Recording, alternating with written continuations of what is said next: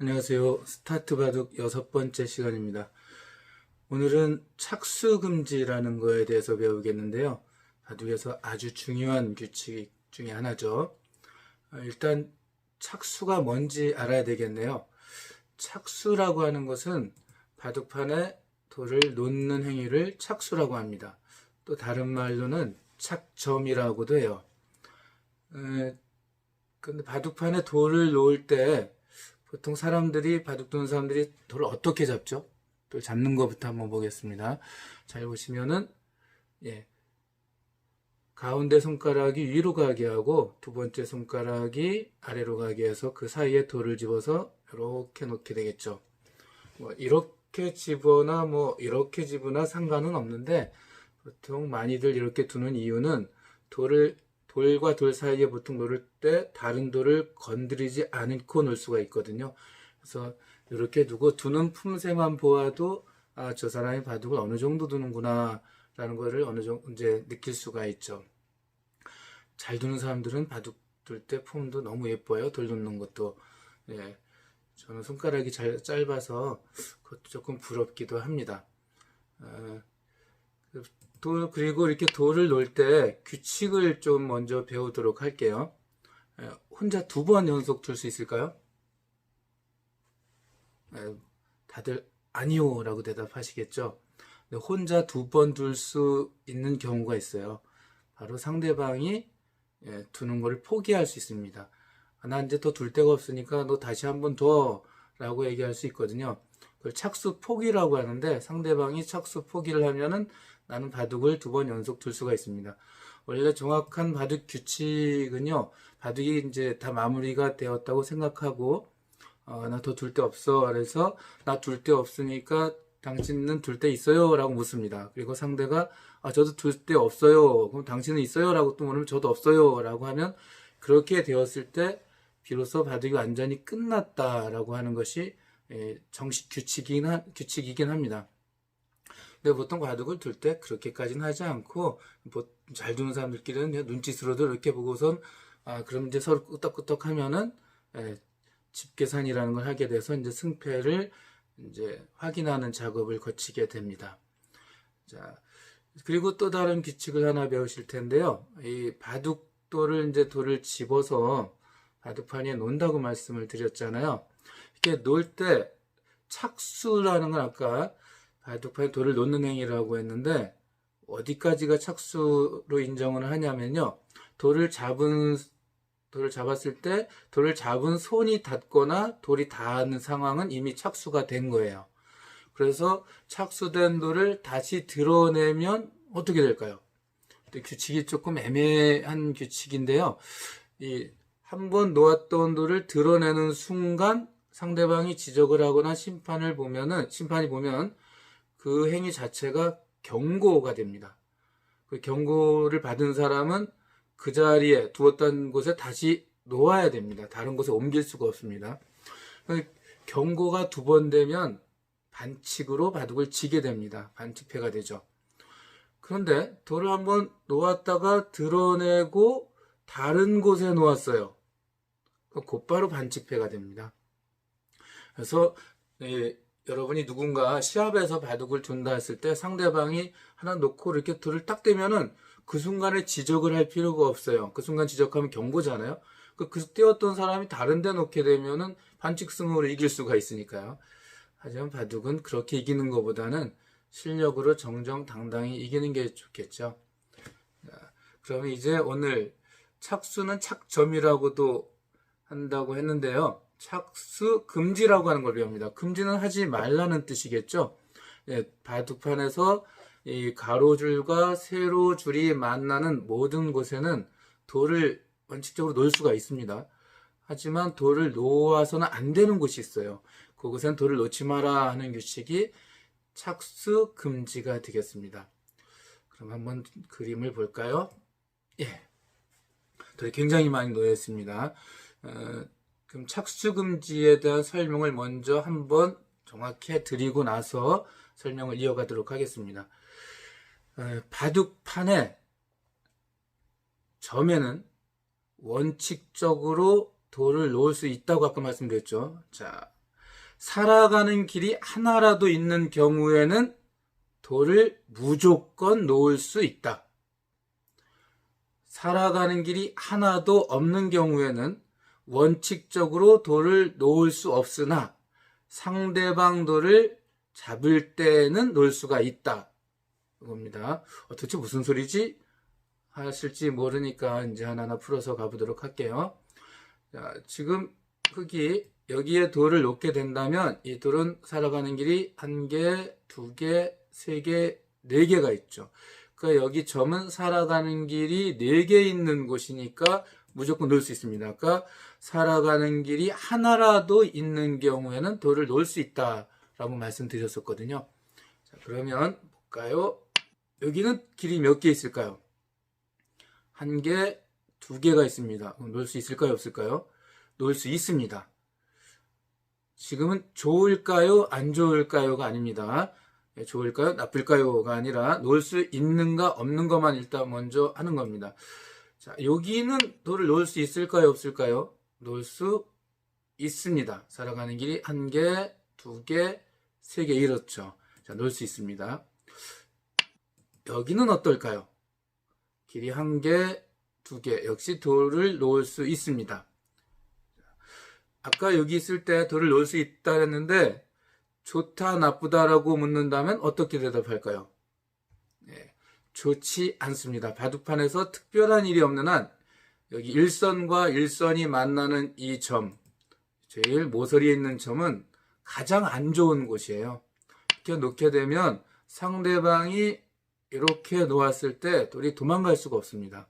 검은들이 도망가도 백선수가 어디 가십니까? 라고 하면은 열심히 도망가 봐야 길이 하나밖에 되지 않죠. 이 상태로 잡혀 있다고 할 수가 있죠. 백은 룰루를 하려고 다른 데 두어도 돼요. 왜냐하면은 흑선수가 도망을 갈 수 없거든요. 도망가려고 해도 계속 일선으로 몰아가게 되면 어떻게 될까요? 이 밑에 쭉 가서 끝에 가면 잡히게 되거든요. 그래서 바둑판에서 가장 안 좋은 곳이 이 자리입니다. 하지만 돌을 놓는 자체가 규칙에 어긋나진 않으니까 돌을 놓을 수는 있어요. 잘 못 놓았을 뿐이죠. 그럼 여기를 한번 볼까요? 여기까지는 잘합니다. 여기 돌을 놓을 수 있을까요? 없을까요? 하면 사람들이 놓을 수 있어요. 길이 2개니까 하고 잘합니다. 대답을 잘하는데요. 여기 놓으면 어떻게 될까요? 이거 놓을 수 있을까요? 없을까요? 잠깐 생각해 보실까요? 돌을 놓을 수 있습니다. 이 길이 아직 하나 있기 때문이죠. 그런데 좋을까요? 안 좋을까요? 하면 이제 대답하실 수 있죠. 안 좋습니다. 내가 두고 난 다음에 상대방 차례고요. 그 돌이 호랑이 입에 들어갔으니까 상대방이 야, 너 좀 멍청한 거 아니야? 라고 놓고 이 돌을 잡아갈 수가 있게 되겠죠. 전에 호구 설명해 드릴 때 여기가 좋지는 않으나 언젠가 또 들어가야 될 경우가 생긴다고 했는데 그건 또 언젠가 말씀드려야 되겠죠. 일단은 놓을 수는 있으나 좋지는 않다라고 합니다. 자, 여기에 이제 핵심 규칙이 여기에 들어옵니다. 놓았습니다. 돌을 놓을 수 있을까요? 없을까요? 여기가 바로 착수금지, 살아가는 길이 없는 곳에는 돌을 놓을 수 없다라고 아까 말씀드렸죠. 돌을 놓을 수가 없습니다. 그럼 놓으면 어떻게 될까요? 그래서 많은 분들이 또 틀린 대답을 하세요. 놓으면 잡히지요 라고 하는 분들이 굉장히 많거든요. 잡히는 게 아닙니다. 규칙을 어겼으니까 반칙을 해서 바둑을 지게 되는 겁니다. 착수금지 지역에 들어가면 바둑을 내가 아무리 많이 이기고 있더라도 실수라도 여기 놓으면은 그 순간 바둑이 끝이 나게 됩니다. 아이들한테 가르칠 땐 게임 오버, 바둑 끝이야 라고 가르쳐 주죠. 다시 한번 여쭤볼게요. 자, 돌을 놓을 수 있을까요? 없을까요? 없습니다. 그럼 놓으면 어떻게 될까요? 반칙으로 바둑을 지게 됩니다. 잘 아시겠죠? 아주 중요한 규칙입니다. 한 번 더 해볼까요? 여기는 돌을 놓을 수 있을까요? 없을까요? 상대방에게 둘러싸였는데 들어갔으니까 아주 위험하죠? 하지만 돌을 놓을 수는 있습니다. 여기 길이 1개가 있거든요. 백 선수는 이렇게 잡을 수도 있고요. 또는 어차피 도망 못 가니까 잡지 않아도 되겠죠. 그냥 다른데 백 선수는 두는 것이 좋습니다. 왜냐고요? 흑 선수가 여기 놓을 수 있을까요? 없을까요? 잘 보시면 이 흑돌은 백에게 다 둘러싸여서 살아가는 길이 하나도 없죠. 여기 넣으면 바로 바둑을 지게 되는 겁니다. 착수 금지 원칙을 어겼기 때문에 노는 순간 바둑을 지게 됩니다. 이해가 잘 되시겠죠? 자, 그러면 여기는 돌을 놓을 수 있을까요? 있습니다. 한 개, 두 개 길이 있기 때문이죠. 네, 또 여기서 몇몇 분들이 틀리시는데요. 여기 놓을 수 있을까요? 놓을 수 있을까 없을까? 이 흑돌은 밑으로는 자기 편한테 막혔고 왼쪽 오른쪽 위로는 백에게 막혔죠. 그래서 여기 놓을 수 있을까 없을까 고민을 하게 되는데요. 자, 여기 이미 흑돌이 하나 있죠. 이때 흑이 놓으면 이 흑과 흑은 연결이 됐고 한 몸이 된다고 전에 말씀드렸죠. 한 몸이 돼서 길이 아직 한 개가 있습니다. 길이 한 개가 있는 곳이니까 여기는 돌을 놓을 수가 있어요. 그래서 반칙으로 질 뻔했네. 놓을 수 있는 거였구나 하고 백 선수가 다른 데 두었을 때 흑이 이 자리에 또 놓게 된다면 바둑을 지게 됩니다. 이 돌 세 개가 길이 한 개도 없기 때문입니다. 실제로 바둑을 두다 이렇게 착수 금지로 지는 경우가 왕왕 있어요. 그런데 여러분들이 이제 바둑을 어느 정도 배우셔서 인터넷 바둑을 두게 된다면 이렇게 지시는 경우는 없습니다. 착수 금지로. 왜냐하면요, 마우스가 클릭이 되질 않아요. 이 자리는. 그러니까 착수 금지로 지기 싫으시면 인터넷으로 바둑을 두시면 될 것 같네요. 자, 여기는 놓을 수 있을까요? 없을까요? 놓을 수 있습니다. 왜냐하면 전부 다 우리 편이니까. 여기를 설명할 때 하나를 이제 해야 되는데 나중에 집에 대한 개념을 설명해 드려야 되는데 지금은 간단하게 설명해 넘어가겠습니다. 지금 백돌이 점을 하나 둘러쌌습니다. 완벽하게. 이 백이 없다면 여기 열려있기 때문에 둘러쌌다고 할 수가 없죠. 하지만 백이 여기 놓게 되면은 이 점은 백에게 둘러싸였고요. 돌로 둘러싸인 점을 집이라고 합니다. 그리고 이 집이 더 많은 사람이 이기는 경기예요. 여기 잘 보시면은 흑 선수는 여기 집이 한 개 있죠. 백 선수는 여기 한 개 있고요.